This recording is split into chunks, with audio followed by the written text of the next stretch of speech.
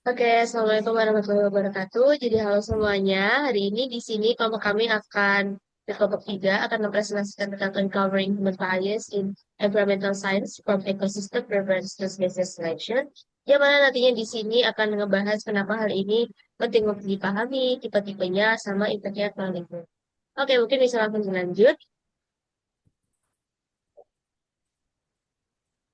Jadi materi kali ini adalah Why is it important to understand human bias?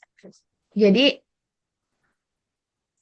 bias adalah kecenderungan yang bisa membuat penilaian kita menjadi tidak objektif atau keliru dan seringkali tanpa kita sadari. Bias kognitif penting dipahami karena memengaruhi cara kita melihat dan menafsirkan informasi yang bisa berdampak pada keputusan yang kita ambil. Dalam ilmu lingkungan, bias ini menentukan bagaimana kita memberi prioritas pada spesies, ekosistem, dan upaya konservasi. Jika tidak disadari, bias bisa membuat perlindungan lingkungan yang tidak seimbang dan kurang efektif. Dengan memahami bias, kita bisa lebih kritis dan bisa lebih kritis, adil, dan mengambil keputusan konservasi yang lebih berdasarkan ilmu pengetahuan. Mungkin bisa di next.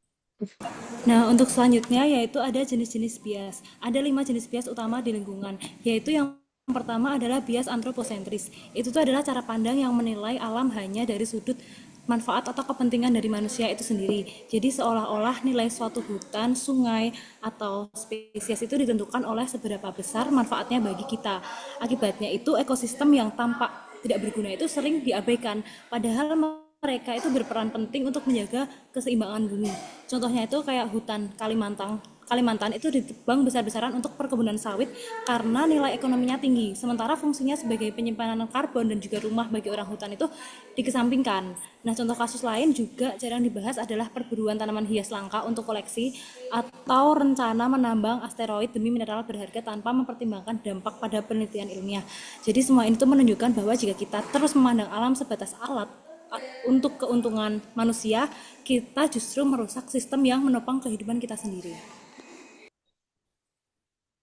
Ya, terus yang kedua adalah bias ekosistem. Nah, bias ekosistem ini terjadi ketika upaya konservasi itu lebih fokus pada ekosistem tertentu, seringkali karena faktor visual, ekonomi, ataupun budaya. Sementara ekosistem lain yang seharusnya sama penting, malah diabaikan.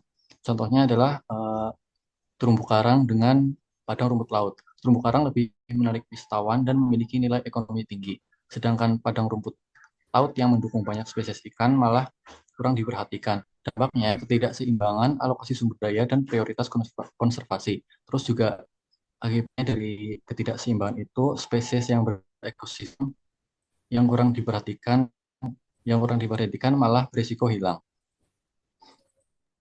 Oke, selanjutnya yaitu speciesism. Jadi itu bisa dibilang salah satu bentuk bias manusia dalam melihat alam. Jadi kita cenderung menganggap ada spesies yang lebih berharga daripada yang lain gitu biasanya. Karena tampilan fisik yang menarik, terus lucu, dan juga faktor budaya. Contoh gampangnya kayak kita lihat panda, gajah, atau lumba-lumba itu sering banget jadi ikon konservasi kampanye. Nah, mereka tuh lebih banyak dapat perhatian lebih dan hasil yang melimpah, bahkan jadi simbol internasional. Tapi di sisi lain kayak spesies kada, kata, terus serangga atau bahkan jamur itu sering banget diabain. Padahal menurut penelitian justru kelompok-kelompok ini tuh yang sangat berdampak untuk menjaga stabilitas ekosistem itu sendiri. Nah, kalau dipikir-pikir, terus kayak gitu tuh bisa bahaya. Kenapa? Karena bayangin kalau semua perhatian tuh hanya tercurah ke hewan-hewan yang karismatik. Sebenarnya yang kecil dan kurang menarik itu dibiarin aja gitu. Fungsi pentingnya seperti diet bukan, dan orang sampai pohon dan hamba tuh bisa terancam. Artinya walaupun niatnya mau melestarikan keanekaragaman hayati, itu justru bikin ketidakseimbangan ekosistem baru karena bagian penting dari rantai ekologi itu terabaikan. Jadi problemnya itu bukan sekedar soal siapa yang dilindungi, tapi juga dampak jangka panjangnya ke kesehatan ekosistem secara keseluruhan. Dan itulah sebabnya banyak ahli konservasi yang sekarang itu mendorong perubahan adanya paradigma alih-alih melihat apa yang cantik, lucu, dan lain sebagainya. Konservasi itu baiknya didasarkan pada bukti ilmiah tentang fungsi ekologi dari tiap spesies ini. Itu sih. Oke, jadi poin spesiesism bisa lanjut. Selanjutnya itu ada cultural bias atau bias budaya oleh manusia. Jadi di Indonesia itu kan merupakan negara yang memiliki budaya yang banyak. Jadi karena budayanya yang luas, kita juga sering melihat lewat dari pendapat kelompok sendiri. Makanya perilaku itu banyak dipengaruhi oleh norma. Contohnya itu ada konsep uncertainty avoidance atau penghindaran ketidakpastian yang Ini soal seberapa nyaman suatu budaya dengan hal-hal yang nggak jelas atau ambigu. Kalau dikaitkan sama isu seperti perubahan iklim, iklim kan dia tidak pasti sekali. Dimensi budaya ini bisa bikin orang cepat beradaptasi atau malah sulit menerima. Contohnya itu adalah tradisi Gerinda Drap di Kepulauan Faroe. Bagi mereka itu adalah warisan budaya, tapi bagi orang luar kan itu akan terlihat kejam. Sama juga dengan pasar Tomohan di Sulawesi Utara, itu juga normal kelihatannya bagi warga lokal, tetapi di kacamata konservasi internasional itu justru bermasalah. Selanjutnya, Selanjutnya, dan yang terakhir adalah shifting baselines. Nah, ini menjelaskan bahwa setiap generasi secara turun-temurun cenderung menganggap kondisi alam yang sudah menurun itu sebagai keadaan yang normal karena terbiasa dengan situasi sekarang dan tidak menyadari bahwa kondisi lingkungan sebenarnya jauh lebih baik di masa lalu.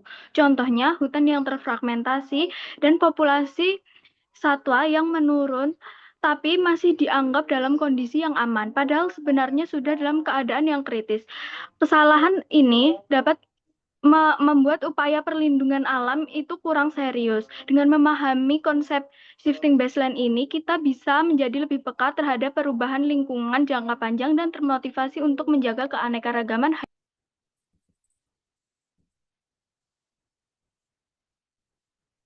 Oke, selanjutnya adalah impact of human bias on the environment. Jadi di slide ini kita lihat dampak bias manusia terhadap lingkungan. Bias manusia itu muncul ketika kita lebih perhatian sama spesies atau ekosistem yang lebih menarik seperti hewan yang lucu atau karismatik. Nah, sementara spesies lain yang kurang menarik itu diabaikan padahal itu lebih penting untuk ekosistem. Nah, akibatnya upaya konservasi itu jadi nggak seimbang.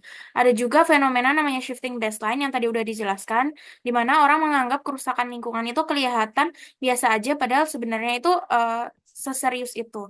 Ditambah lagi karena pandangan kita sering terlalu berpusat pada manusia, jadi manfaat jangka pendek itu lebih diprioritaskan daripada kelestarian jangka panjang. Nah, semua ini tuh bikin strategi perlindungan lingkungan jadi kurang efektif. Seperti itu. Jadi ini adalah pembagian dari kelompok kami. Sekian, terima kasih.